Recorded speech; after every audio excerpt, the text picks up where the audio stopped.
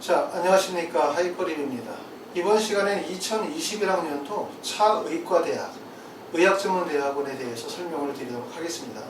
설명드리는 내용은 이제 차의과대학의 입시 요강에 대한 전반적인 설명, 그 다음에 차의과대학에 합격하는 학생들의 유형이라든가 이런 부분들의 말씀을 드리고, 또 중점적인 내용은 자기소개서 작성, 그 다음에 활동 준비 목록의 작성에 대한 부분, 이 부분을 좀 설명을 드릴 텐데, 왜냐하면 많은 학생들이 가장 고민하는 것들 중에 하나가 자기소개서를 작성하는 거, 그 다음에 목록표를 어떻게 작성해야 될지, 이 부분에 고민이 참 많으시고, 또 이걸 작성하는 요령들이 사실 입시에 미치는 영향들이 상당히 크고 중요하다라고 판단되어지기 때문에 그 부분에 좀 더 중점을 두고 설명을 드려보도록 하겠습니다.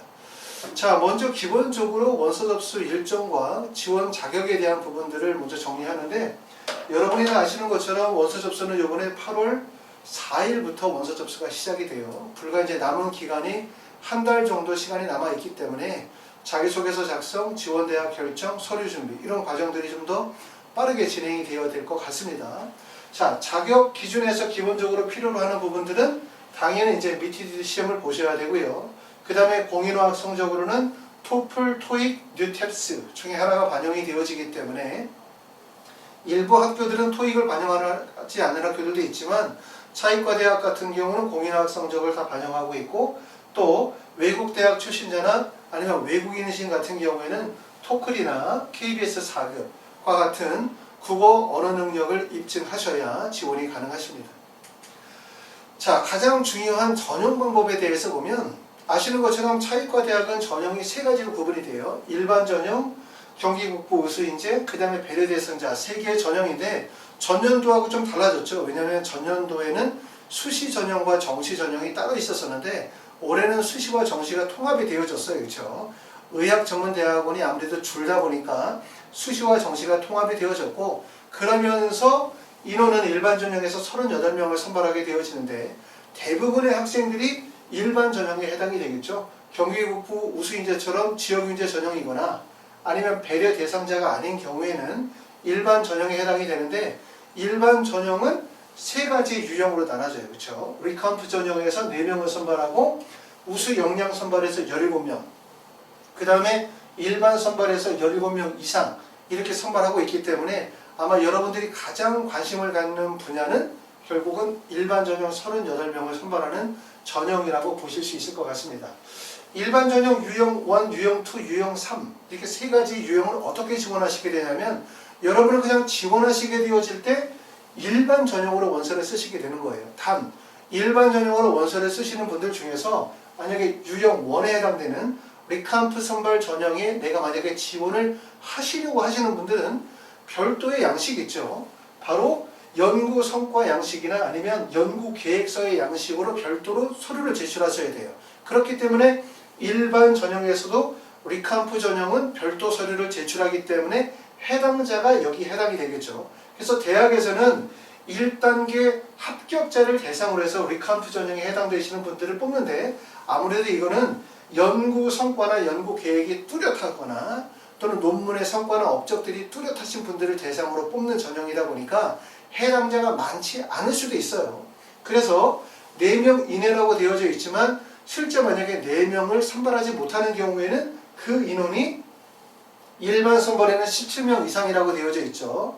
우수 역량 선발 같은 경우는 17명이라고 해서 모집 인원이 제한이 되어져 있지만, 일반 선발은 17명 이상이라고 되어 있으니까 모집 인원이 17명 또는 18명, 11명도 될 수 있다는 거예요. 그렇죠? 그래서 리카운트 전형에서 선발하지 못한 인원은 유형 3, 일반 선발 전형으로 넘어가게 됩니다. 유형 2와 유형 3은 여러분들이 원서를 쓰시게 되어질 때 전형을 결정하시는 건 아니에요. 여러분들은 단지 일반 선발 전형으로 원서를 쓰시게 되고, 내가 만약에 리카운트 전형에 해당된다고 생각하면 여기 나와 있는 것처럼 연구 성과라든가 연구 계획서와 같은 별도 서류를 제출하시면 되고, 만약에 그렇지 않고 내가 일반 선형 중에 유형 2와 유형 3에 해당된다면 별도 양식 없이 제출하시게 되어진대. 그러면 대학에서 판단하는 거죠. 대학에서 지원자가 유형 2에 3이 해당되느냐 유형 3에 해당되느냐에 따라서 선발하게 되어지는데, 먼저 대학에서는 유형 2에 해당되시는 분들을 먼저 선발하세요. 유형이. 그러고 난 다음에 유형 2 선발자를 선발하고 난 다음에 나머지 인원에 대해서 유형 3으로 선발을 하게 되어지는데 유형 1, 유형 2, 유형 3에서 특히 유형 2와 유형 3의 차이를 보면 1단계에서는 영어 30%, GPA 40에 서류 30%로 1단계를 선발하는데 1단계의 배수가 2배수예요. 배수가 매우 적죠. 배수가 적은 이유는 아무래도 가장 큰 이유는 의학전문대학원의 숫자가 3개밖에 없기 때문에 그러겠죠. 그러니까 배수가 큰 이유는 뭐냐면 학생들이 다른 대학에 붙음으로 인해서 등록률이 떨어지는 거. 그러니까 다른 대학에 붙으면서 다른 대학으로 넘어가는 경우인데 대학 자체가 많지 않다 보니까 차의과 대학에 붙으면서 다른 대학에 붙음으로 인해서 차의과 대학을 포기하는 학생의 숫자가 많지 않을 가능성이 높다는 거예요. 그렇죠? 그렇기 때문에 배수를 2배수를 두고 있고 그리고 유형 2와 유형 3의 가장 커다란 차이는 결과적으로 미티티드 성적이 유형 2는 5점, 유형 3은 25점을 반영하고 있기 때문에 결과적으로 미티티드 성적의 반영 비율이 높은 일반 선형과 반영 비율이 적은 우수 역량 선발 전형이라고 볼 수 있기 때문에 유형 2는 일반적인 관점에서 보게 되어질 때는 1단계의 반영 비율이 높아요. 다시 말해서 대학에서의 프로파일이 높거나 아니면 외국 고등학교 또는 외국 대학 출신자들처럼 활동의 역량이나 연구 성취 결과들이 높으신 분들이 유형 2에 해당될 가능성이 높고 그 다음에 유형 3에 해당되는 분들은 학교의 프로파일, 그러니까 대학의 프로파일이라든가 연구나 성취 결과, 논문과 같은 성취 결과는 조금 더 약하지만 하지만 학생들이 가지고 있는 미티디티 성적의 강점을 가지고 있는 사람들이 유형 3에 해당이 되어질 가능성이 높다는 거죠. 이런 전형의 구분들은 사실은 대학에서 이렇게 전형을 유형 1, 유형 2, 유형 3으로 세분화시킴으로 인해서 어찌 보면은 학생들을 선발을 하게 되어질 때 정확한 기준을 가지고 뽑겠다는 의지로도 보여지고 또 하나는 지원자들에게 있어서 원서 지원의 폭이 넓어지는 거죠. 왜냐하면 나는 봤더니 나는 학교 프로파일이라든가 연구나 논문의 성과는 없는데 미티디티 성적이 강점이 있어 라고 하는 학생들은 차의과 대학의 유형 3이 나와 적합해 라고 생각하실 수 있고 또 반대로 생각해서 나는 미티디티 성적에 대해서는 강점이 없지만 연구나 논문의 성취 결과가 있거나 아니면 해외 대학 출신자라고 생각되시는 분들은 유형 2가 본인에게 적합하다고 생각할 수 있어요. 또 반대로 내가 박사학위를 수료하셨다.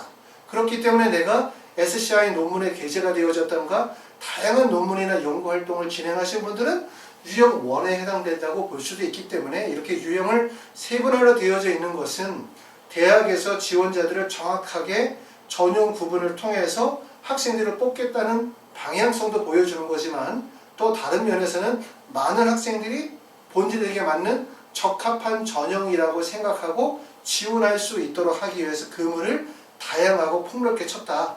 이렇게도 보실 수 있을 것 같습니다. 자, 네 번째는 의학전문대학원에 대해서 비교를 해볼게요. 의학전문대학원은 아시는 것처럼 2021학년도 3개 대학, 보시는 것처럼 차의과대학, 건국대학교, 그 다음에 강원대학교 3개 대학이고 2022학년도도 3개 대학이 그대로 유지가 되어집니다. 자, 대학의 전형 방식에 따라서 어떤 전형의 특징을 가지고 있는지를 먼저 보시게 되어지면 공인 영어 성적의 반영 비율이 가장 높은 학교는 건국대학교 40%, 차의과대학은 30% 정도를 반영을 해요.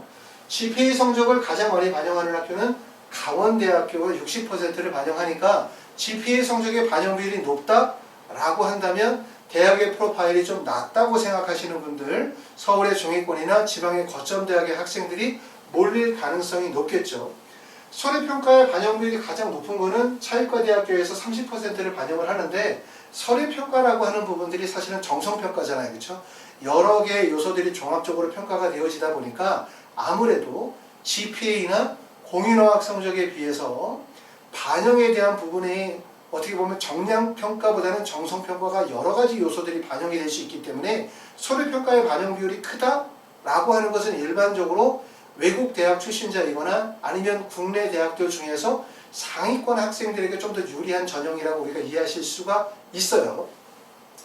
그리고 2단계에서 보면은 미티티드 성적의 반영 비율이 가장 높은 거는 차의과대학이 25%를 반영하는데 이것도 아까 봤던 것처럼 차의과대학에서 일반 전형에서는 25%지만 우수 역량 선발 전형에서는 BTDT의 성장 반영비율이 가장 낮습니다. 그래서 차이과 대학은 전반적으로 볼 때 서류평가의 반영비율이 좀 높은 학교라고 보실 수가 있어요. 그렇기 때문에 서류평가의 반영비율이 높다는 얘기는 해외 대학 출신자, 그 다음에 서울의 중상위권의 학생들, 그 다음에 본인이 가지고 있는 연구나 성취의 결과물들에 대한 활동의 역량들을 가지고 계신 분들에게 조금 더 유리할 수 있다. 이렇게 볼 수 있고, 물론 이 대학은 3개밖에 안 되지만 모든 모집 요강의 전형들이 그렇지만 이 3개 대학 내에서 나름대로의 뽑고자 하는 인재상이 따로 있겠죠. 거기에 맞게 이제 전형들이 세분화되어지기 때문에 여러분들이 원서를 쓰시게 되어질 때는 대학에서 요구하는 전형 인재상과 내가 가지고 있는 여러 가지 스펙이 적합한지를 판단하셔서 대학을 결정하시면 도움이 되실 것 같습니다. 자, 5번째는 합격자 출신 대학의 유형을 보면 강원대 차이과대학교, 건국대학교. 자, 이 내용이 정확한 내용은 아니지만 여러분들이 참고하는 데 도움이 되실 수 있어요. 자, 건국대학교 같은 경우를 보면 연세대학교하고 고려대학교의 지원자와 최종 합격자를 보면 비율이 약 38.5%이기 때문에 연세대나 고려대의 반영비율이 높아요. 그렇죠? 반영비율이 높다는 게 특징이고, 차이과대학 같은 경우는 연세대나 고려대에서 20%, 서울의 상위권 대학교에서 20%가 선발이 되어졌는데 가장 특징고는 외국 대학 학생들이 약 40% 정도가 선발이 되어졌다. 그 다음에 강원대학교는 지방 거점 대학의 합격생이 20% 정도 되어지기 때문에 아까 말씀드렸었던 것처럼 강원대 같은 경우는 GPA 반영비율이 높아요. GPA 반영비율이 높다는 얘기는 결국은 그 GPA 반영비율이 높다는 얘기는 결국 다른 요소의 반영비율이 낮아질 수 있다는 얘기이기 때문에 아무래도 이렇게 지방 거점 대학의 학생들이거나 서울의 중위권 하위권의 대학의 출신자들에게 조금 더 유리한 전형이라고 볼 수 있고, 대학이. 그 다음에 차이과대학 같은 경우는 아까 말씀드렸던 것처럼 유형 1, 유형 2, 유형 3에서 특히 유형 2에 해당이 되어지는 BTDT 성적의 반영 점수가 5점 정도인 전형은 외국 대학 출신자들에게 매우 유리하다고 할 수 있겠죠. 왜냐하면 외국 대학 출신자들은 BTDT를 준비할 수 있는 시간적인 여유도 부족하고, 준비한다 하더라도 국내 대학 출신자만큼의 높은 점수를 내기가 어렵기 때문에 그런 전형들이 있다라고 하는 건 외국 대학 출신자들에게 조금 더 차이과 대학이 조금 더 친화적이다, 이렇게 이해하실 수가 있고요. 강원대는 주로 보면은 상위권 대학의 학생들의 선발 비율이 높다, 이렇게 볼 수 있고, 서울대나 카이스트 포항공대의 비율이 약 7.7% 정도 되어지기 때문에 비교적 높다. 이런 걸 통해서 이 대학에서 뽑고자 하는 인재상, 또 대학의 전형 방식, 대학에 실제 합격하는 학생들의 유형을 보고 이 대학에서 어떤 학생들을 원하는지, 어느 정도의 대학의 프로파일을 가지고 있는 학생들을 원하는지를 우리가 보실 수 있고, 그렇다고 해서 예를 들어서 건국대학교를 지방의 겁전대학의 학생들이 쓰면 무조건 떨어진다, 안 된다, 이렇게 보실 수는 없어요. 아셨죠? 꼭 안 되는 건 아니지만 일반적으로 대학의 3개의 대학의 특징을 나누자면 이 3개 대학의 특징과 이 3개 대학에서 주로 합격한 학생들의 유형을 대략적으로 분석하면 이렇게 우리가 이해하실 수 있다라는 말씀을 드릴 수 있습니다. 자, 가장 우리가 이제 이번 시간에 핵심을 줄 얘기는 뭐냐면 자기소개서 문항이에요. 자, 자소서는 우리가 제일 중요한 부분이 자소서라고 할 수 있죠.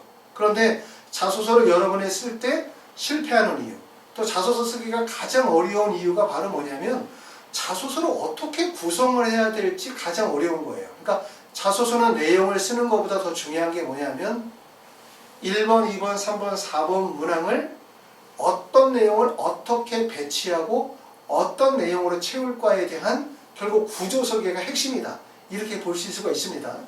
자, 지금 보시는 것처럼 차의과대학의 자기소개서 문항을 보시게 되어지면 첫 번째 하나, 둘, 셋, 넷, 5개의 문항이 있어요. 물론 1, 2, 3, 4, 5번이라고 해서 문항에 번호가 붙어 있지는 않습니다. 기본적으로 주의사항에 보시게 되어지면 표시 증빙 자료 목록을 제외하고 자기소개서의 내용을 맑은 고딕 10포인트 줄간격 160%로 해서 총 4페이지로 작성한다라고 했기 때문에 1, 2, 3, 4, 5개 문항이지만 이거를 4페이지로 작성을 하셔야 돼요. 자, 두 번째는 자기소개서 내의 번호가 기재된 항목은 각 내용에 따라서 각각 기술한다라고 되어져 있기 때문에 1번, 2번, 3번을 한꺼번에 묶어서 하나로 작성하는 것이 아니라 1번, 2번, 3번을 따로따로 작성을 해야 되겠죠. 문항을 따로따로. 또 여기 보면 1번, 2번의 내용을 또 따로따로 작성을 해야 돼요. 자, 그런데 우리가 차의과대학의 자기소개서를 보면서 약간 궁금한 점들은 뭐냐면 차의과대학의 모집 요강을 보면 아까 봤던 것처럼 전형, 유형 1, 유형 2, 유형 3이 있어요. 그러면 여기 유형 1이라고 되어 있는 레캄프 전형이라고 하는 건 아시는 것처럼 대부분 연구 역량이 뛰어나신 분들을 뽑는 거잖아요. 그쵸? 그쵸? 연구 역량이 뛰어나신 분들. 그렇기 때문에 연구 성과나 연구 계획서와 같은 별도 양식을 제출하도록 되어져 있고, 두 번째 우수 역량 선발 전형도 보면 사실 가장 중요할 수 있다라고 하는 미트디트 성적의 반영 비율이 적어요. 그러면 이 반영하는 요소들 중에서 가장 정량적 지표라고 할 수 있는 부분은 첫 번째는 공인어학 성적은 아주 정량적이죠. 그렇죠? 왜냐하면 내가 토플 IBT 점수가 120점 만점이다, 117점을 맞았다, 160점을 맞았다 하면 바로 거기에 따른 환산 점수가 적용이 되어지기 때문에 아주 정량적인 거란 말이에요. 정량적인 수치의 반영 비율이 되어지면 되게 객관화되어지잖아요. 그렇죠?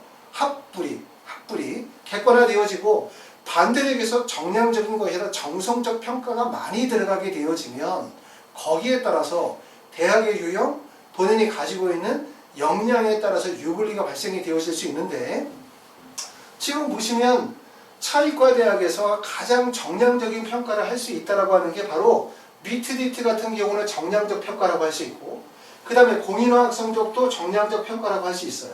GPA도 물론 정량적 평가라고 할 수 있지만 GPA 같은 경우는 사실상 학생들의 점수 구간 자체가 아주 세분화되어져 있지는 않기 때문에 일정 정도의 학업 능력 이상이면 무리가 없다라고 판단이 되어질 수 있겠죠. 물론 GPA 성적이 좋으면 아주 좋은 거예요. 근데 만약에 GPA가 좋으면 아주 좋은 거고 나쁘면 아주 나쁜 거지만 어느 정도 되어지고, 그리고 다른 요소들이 충족이 되어진다면 합격 가능성이 크다 이건데, 제가 말씀드리는 얘기는 뭐냐면 그렇다고 한다면 가장 정량적인 평가로 이루어질 수 있는 부분들이 세 가지 요소인 거죠. 세 가지 요소라고 한다면 공인어학 성적, GPA 성적, 그 다음에 미트디트 성적이고, 다시 말해서 미트디트 성적의 반영 비율이 클수록 정량적 평가의 수치가 커지는 거예요.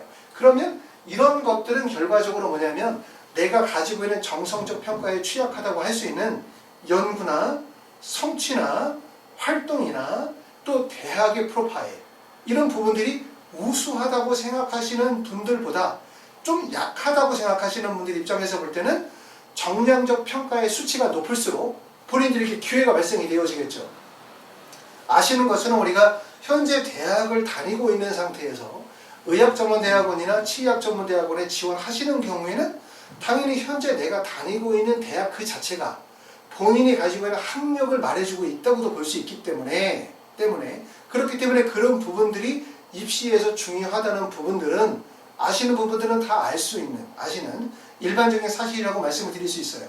그렇기 때문에 이렇게 차의과 대학에서 보면은 가장 정량적 평가라고 할 수 있는 미트디트의 반영 비율이 25%일 때가 일반 선발이라는 거예요. 그러면 유형 1과 유형 2에서는 사실은 미트디트의 반영 점수가 5점이거나 아니면 그냥 성적은 자격 요건으로 활용이 되어지기 때문에 유형 1과 유형 2에서는 사실상 중요성이 낮다. 이러면 결국은 얘기의 핵심은 뭐냐면 차의과 대학에서 중요하게 생각하는 평가 요소는 바로 뭐냐면 지원자들이 가지고 있는 프로파일과 그 다음에 연구, 논문, 발표와 같은 성취 결과에 대한 비중을 되게 높게 보고 있다라고 하는 거예요. 그러니까 다시 말하면 어떤 대학이 GPA 성적이나 미트디트 성적이나 와 같은 일반적인 정량적 평가의 비중을 많이 둔다면 차의과 대학은 좀 더 정성적 평가, 서류평가라든가 아니면 자기소개서라든가 활동증빙이라든가 면접과 같은 이런 정량적 평가보다는 정성적 평가의 비중을 많이 두고 있다는 얘기인데, 말씀드리는 얘기는 자기소개서에서 물어보는 항목은 이러한 정성적 평가에 대한 가치를 평가하고 있지 않아요. 무슨 말이냐면 자기소개서는 일반적으로 볼 때 일반적인 대학에서는 어디에 많이 비중을 두고 우리가 선발을 하게 되어지냐면 자소서에서 특히 1번과 4번이라고 해당이 되어지는 학생이 가지고 있는 학업 또는 학업에 대한 역량, 그 다음에 두 번째는 연구, 그 다음에 연구 관련 활동, 그 다음에 선발되어야 되는 본인의 특장점과 같은 2번, 4번 문항에 중점을 많이 둘 거예요. 일반적인 대학에서, 의학전문대학원에서, 치의학전문대학원에서 학생을 선발하게 되어질 때 가장 중요하게 생각하는 건 뭐? 학업적인 능력과 활동의 역량이란 말이에요. 그러면 자소서에서 가장 비중을 둘 거는 결국 학업과 활동의 역량의 비중을 둘 것이다. 그리고 차의과 대학의 유형 1, 2, 3번에 보면 특히 유형 1과 유형 2에서 가장 중점을 두는 부분은 뭐다? 결국 연구와 활동의 역량의 우수성을 평가하는 거다. 그런데 자기소개서에서는 2번과 4번의 내용이 반영 비율이 적어요. 왜 적냐면 지금 보시는 것처럼 총 페이지는 4페이지로 되어져 있는데 문항은 5개 문항이에요.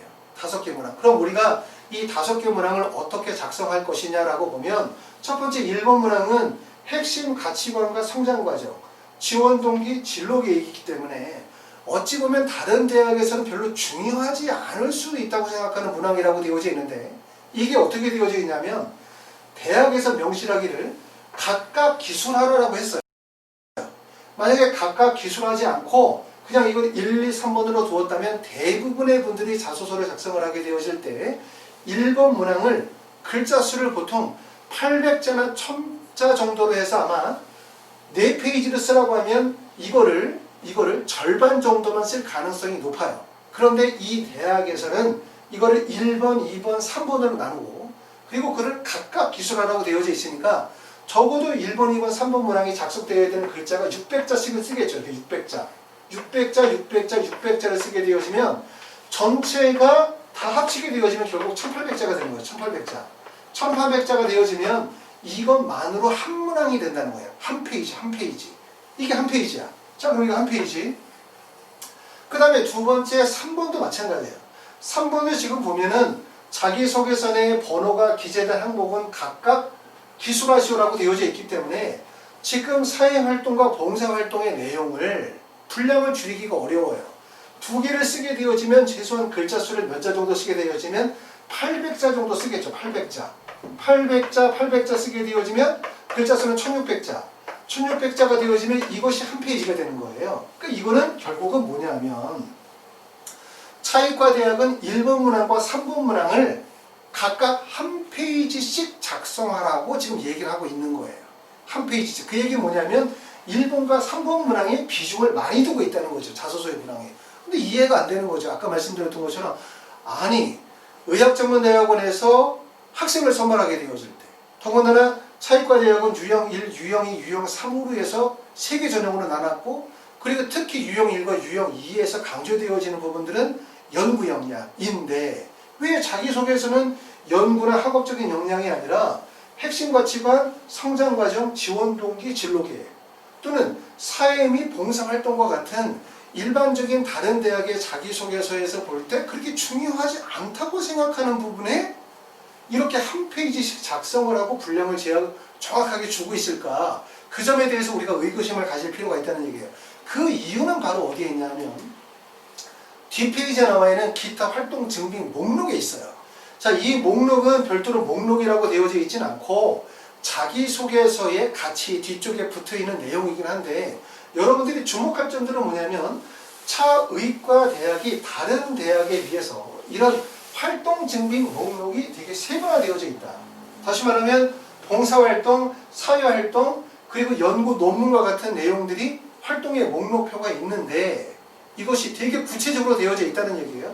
특히 봉사활동 같은 경우도 보면 하나, 둘로 되어져 있으면 이게 칸수에 제한이 있는 게 아니죠. 2칸만 쓰라는 게 아니라 내가 봉사활동이 10개가 있으면 10개를 쓸 수가 있어요. 제한이 없어요. 쓰고 주목할 점은 뭐냐면 요점이에요. 설명을 간단히 설명을 하라고 되어져 있어요. 설명이 요점 주목할 필요가 있고 사회활동에 대한 것도 인턴 수상 단체 자격증에 대한 분량의 제한이 없다는 점 아실 거. 두 번째는 여기에 대한 간략한 설명을 여기에 보충할 수 있도록 되어져 있다는 점이죠. 그리고 사회활동에서도 논문 같은 경우도 보면 출간 제목, 저자 등등등과 같이 분량의 제한을 두고 있지 않고 그리고 거기에 대한 설명을 곁들일 수 있다는 거예요. 다시 말하면 뭐냐면 차이과대학의 자기소개서에서는 뭘 보고 싶어 하냐면 학생의 학업의 우수성과 연구의 역량을 보고 싶은 게 아니야. 왜? 여기 나와 있는 것처럼 이 내용을 기타 활동 증빙 목록표라고 하면 이 증빙 목록표 안에서 지원자의 연구 역량과 활동의 역량들을 분량의 제한 없이 다 기술할 수 있도록 해놨다는 얘기예요. 그러면 무슨 말이냐면 차이과 대학은 1단계에서 2단계, 1단계에서 2배수의 학생들만 선발하는 이유가 첫 번째는 아까 말씀드렸던 것처럼 의학전문대학원이 3개밖에 없어.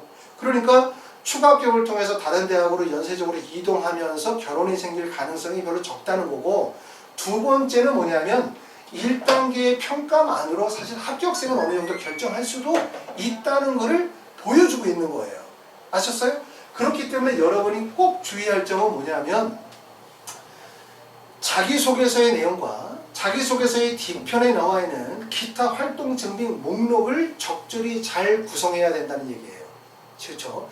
여러분이 꼭 명심할 거는 기타 증빙 목록의 봉사나 사회활동이나 논문과 같은 내용을 쓸 때 이 페이지에 맞게 간략하게 기술하는 것이 아니라, 특히 내가 외국에서 대학을 졸업하거나 졸업한 상태에서 원서를 지원하시는 분들이라면 국내 대학 졸업자들은 기본적으로 여기다 내용을 기재하시게 되어지면 대학에서 어떤 내용인지에 대한 부분을 대부분 판단이 가능하지만 해외에서 받으신 여러 가지 활동의 내역들을 영문 그대로 작성하시면 이 서류를 검토하시는 분들이 그 내용을 충분히 이해하실 수가 절대로 없어요.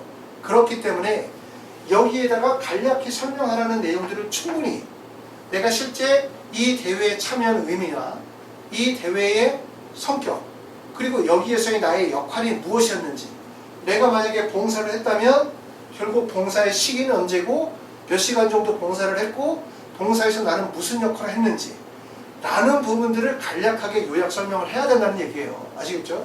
사회활동도 마찬가지고 논문도 마찬가지예요. 논문도 여기 보면 논문에는 간단히 설명이라는 내용이 없지만 제목에다가 영어나 한글로 논문의 제목을 쓰고 나시면 반드시 논문의 내용, 주요 내용이 무엇인지, 그리고 내가 논문 작성에서 나는 어떤 역할을 했는지에 대한 부분들을 여기다 기재하실 수 있다는 거죠.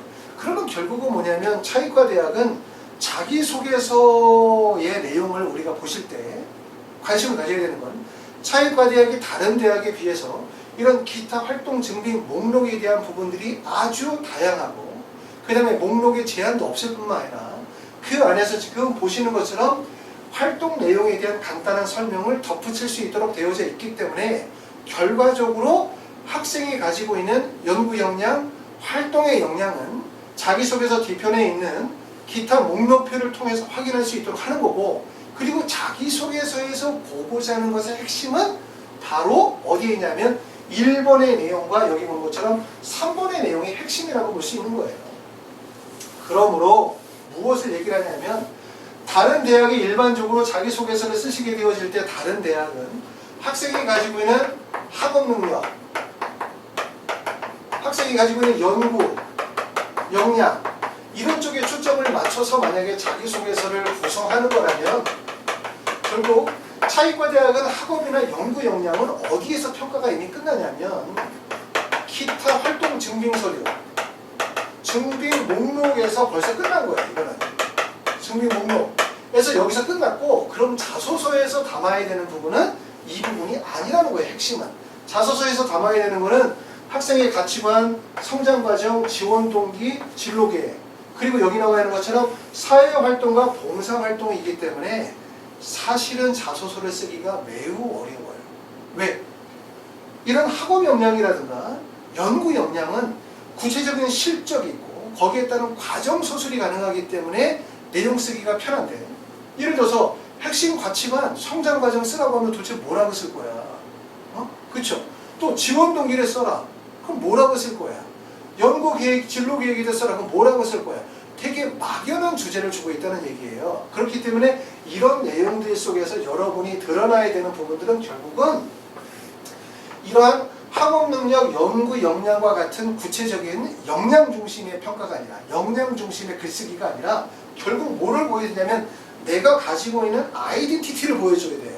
그러니까 학생이 가지고 있는 고유성이라든가 학생이 가지고 있는 창의성이라든가 학생이 가지고 있는 인성이라든가 학생이 가지고 있는 사고력이라든가 이런 본인이 가지고 있는 아이덴티티 중심으로 기술을 해야 된다는 얘기죠. 그렇기 때문에 글쓰기가 매우 어렵고 어떻게 보면 글을 진행하는 과정들이 매우 복잡할 수밖에 없다라는 점을 말씀을 드리고 있는 거예요.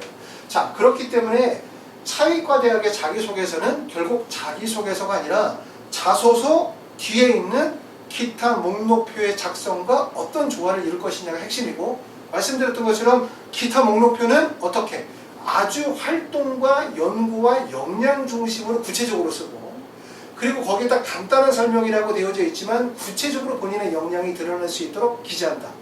그 다음에 자기소개서에서의 핵심은 뭐다? 1번과 3번 문장이 가장 핵심이라는 걸 꼭 알아두셔야 돼요. 그렇기 때문에 모든 분들이 대부분 자기소개서 첨삭을 진행을 하다 보면 학생들이 가장 글쓰기 쉬워하고 자신있게 글 쓰는 방법은 어디를 가장 글을 잘 쓰냐면 4번 문항, 그 다음에 2번 문항에 대한 내용은 글을 잘 써요. 그런데 1번, 3번 뒤에 나와 있는 4번에 해당되는 선발되어야 하는 이유와 특장점에 대해서 자소서를 쓰게 되어질 때는 어떤 내용을 어떻게 써야 될지 정말 모르는 경우들이 아주 많아요. 아셨죠? 그런데 아까 말씀드렸던 것처럼 차의과대학의 자소서에서 가장 핵심이 되는 것은 1번, 2번, 4번이라고 할 수 있다. 그렇기 때문에 1번에 나와 있는 것 천자라기보다는 한 페이지이기 때문에 약 600자, 600자에서 1800자 정도로 구성하시면 되고, 3번에 나와 있는 건 사회활동과 봉사활동에 대해서는 약 800자 정도 두 개에서 1600자 정도로 구성하시면 되어지고, 그 다음에 4번의 내용은 두 개를 묶어서 4번으로 묶을 테니까 약 800자 정도씩 해서 글을 구성하시게 되어질 것 같습니다. 자, 그래서 조금 전에 말씀드렸던 것처럼 차의과대학의 자기소개서는 자기소개서와 뒤에 있는 기타 활동 목록을 어떻게 유기적으로 연관관계를 맺느냐라는 부분이 매우 중요하다고 말씀을 드렸고, 특히 여러분이 관심을 둬야 되는 것은 1번과 3번 문항이 제일 중요하고, 여기서 드러나야 되는 점들은 결국 학생이 가지고 있는 아이덴티티, 고유성이나 창의성이나 인성이나 사고력이 충분히 드러날 수 있도록 글을 써야 된다라는 점을 말씀을 드렸어요. 자, 그리고 항상 말씀을 드리지만 여러분이 자소서를 쓴 거를 자기소개서 첨삭 선생님이 첨삭을 해. 절대로 안 된다고 말씀드렸어요. 왜냐하면 여러분이 글을 쓴 거를 첨삭 선생님이 첨삭을 하면 여러분은 의전원의 원서를 쓰는데 첨삭 선생님들은 인문이나 사회계열의 글 쓰시는 분들이야. 그러면 결국은 의전원에 쓰는 자연계 학생의 글이 문과 선생님의 글로 바뀌거나 남학생의 글이 여학생으로 바뀌게 되는 거예요. 그렇죠? 그렇게 되면 결국 글의 특징이 없어져요.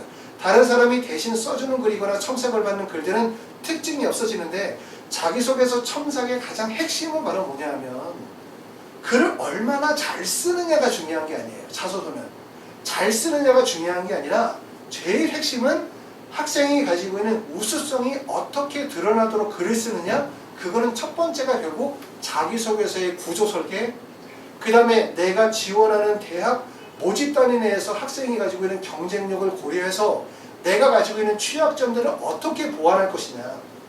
만약에 내가 연구 역량이 부족하게 되어졌을 때 그걸 어떻게 보완할 것이냐.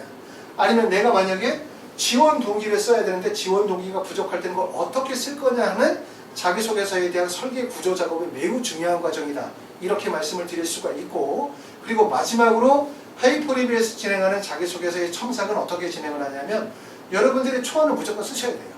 왜냐하면 여러분이 초안을 쓰지 않고 처음서부터 자기소개서 작업을 같이 진행을 하게 되어지면 아주 노멀한 자소서, 특징이 없는 자소서가 나오고, 말씀드렸던 건 차의과대학의 자소서에서 꼭 피해야 되는 부분들, 아니면 가장 중요한 부분은 결국은 아이덴티티가 있어야 돼요. 본인만의 뭔가 정체성과 고유성이 있어야 되기 때문에 결과적으로 자기소개서 초안을 학생들이 먼저 쓰고, 그 다음에 초안과 학생이 가지고 있는 여러 가지 활동 내용 또는 레즈메나 액티비티 리스트 같은 것들을 저한테 주시면 자기소개서의 전반적에 대한 구조 설계 작업, 그걸 통해서 글 쓰는 과정이 진행이 되겠죠.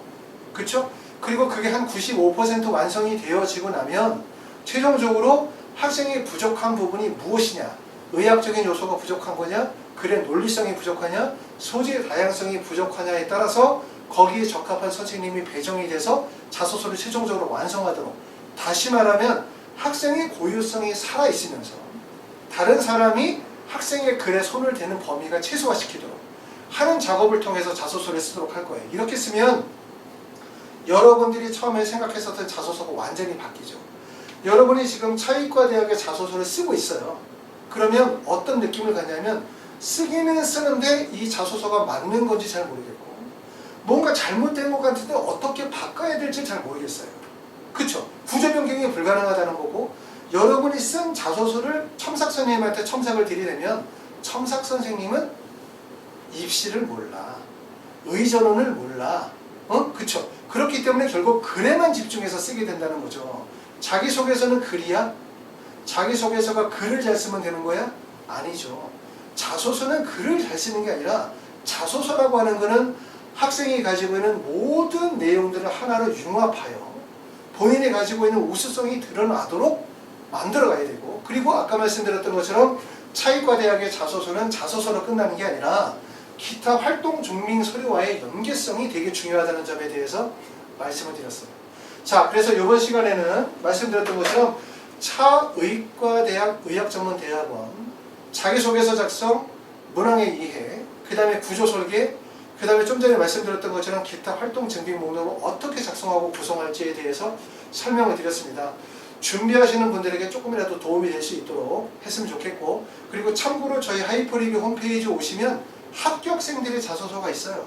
그래서 의대 썼었던 학생들 또는 의학전문대학원에 썼었던 학생들 그러면 일반 대학에 썼었던 합격생들의 자소서를 보시게 되어지면 자소서를 쓸 때 막막하신 분들이 계시죠. 어떻게 써야 될지 방향이 전 안 나오시는 분들 특히 이제 해외에서 대학을 졸업하거나 졸업 예정자이신 분들은 아무래도 국내 입시 상황에 잘 모르시거나 글 쓰는 과정들이 조금 부족한 점들이 있기 때문에 자소서를 쓰려고 하면 막막한 경우가 많으실 것 같아요. 그렇죠? 자, 그래서 이러한 서류들을 충실하게 잘 준비하셔서 본인의 강점은 극대화되어주고 본인의 단점들을 충분히 커버하면서 1단계 합격을 누리실 수 있도록 하시기 바랍니다. 감사합니다.